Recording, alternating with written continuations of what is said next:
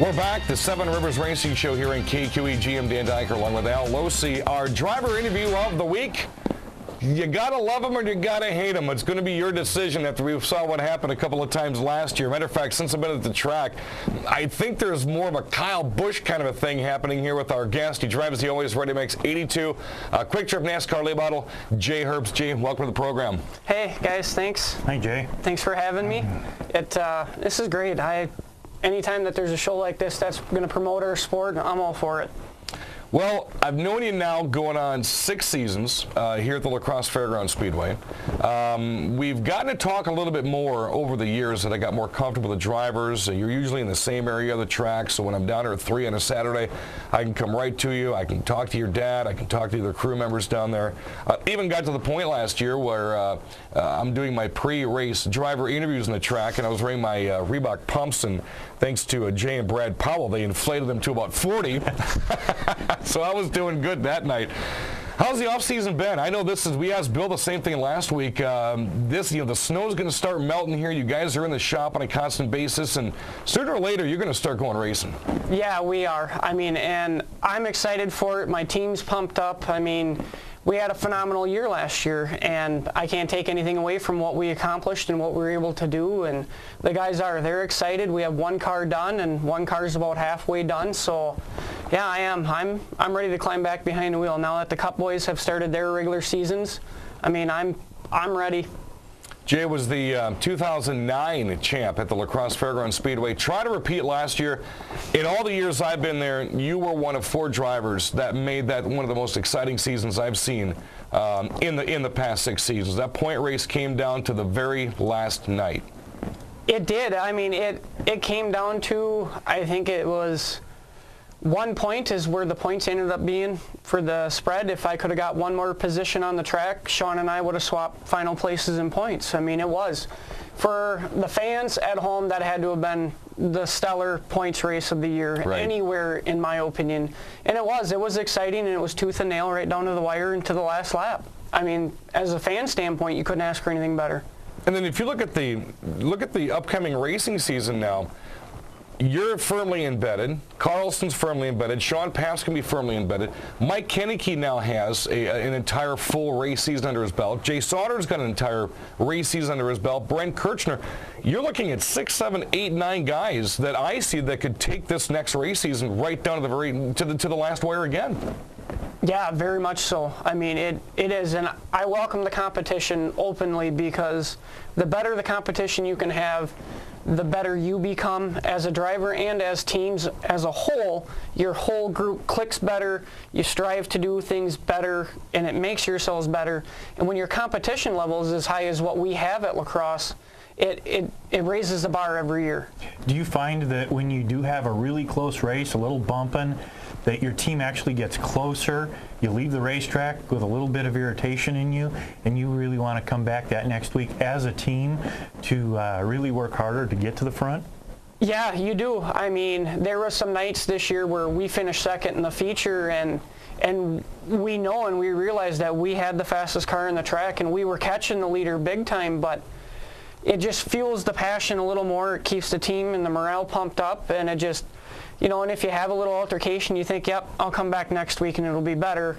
And you critique yourself week in and week out for what you want to do and where you need to improve. And that's what we do every week. When the schedules are released, take La Crosse, for example, I found about 4 or 5 different add-ons, not the novelty add-ons, but some different races that are coming up this year. One of my favorite to call at the La Crosse Fairgrounds Speedway is the 6x6 late model dash, where we take the 6 fastest qualifiers and line them up side by side, 3 rows deep, and you guys are going at it for 6 laps. The sportsmen are going to be doing the same thing this year, running a 6x6 dash. I noticed this year that you've got a Twin 20s coming up, which always makes for a very hectic and exciting evening. And you've got a late model showdown. When you see the schedule come out, do you see these kind of dates and go, man, this is going to be crazy? Yes and no. We look at the schedule when it comes out, and we go over everything, and we realize what we've got to do and what's in front of us, and we fit it in, and we make concessions according to when the schedule is released. And there's going to be a few hectic nights at the track, but you got to deal with it. Do you find that the track really takes care of the drivers and the crews, though? Because they have put that weekend during the middle of the season where they give you a weekend off. And we have found that really helps. How does that work for you? The weekend off is great. I mean, it gives the crew, and if they want, to go do something else with friends and family or significant others and stuff like us, we plan on the weekend off this year. We plan on going racing that weekend. Oh, you do? Yeah, we're going to go somewhere else and race with our other car and, just keep the thing going, because my belief, is the more laps that I can get and the more laps the crew get, the better we become and the more things we can learn. Do you ever find at some point in the time, because you run super late models around the state, do you ever find a burnout? Never. Physically? You No. just have that passion. I do. I mean, I put a good 40 to 50 hours in a week for work, and then it's 3 to 4 nights a week during the shop that are anywhere from 6 to 8 hours each.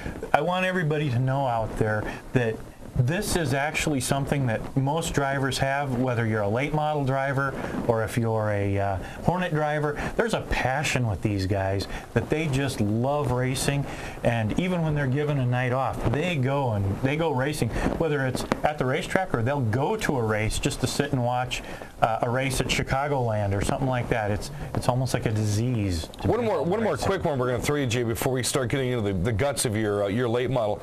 Do you find that when you have added shows, primarily at La Crosse, since that is your home track, that it can make it a little bit more difficult when you are in the middle of a points race, because like, oh gee, now I've got to run another 20 lapper and now there's another special.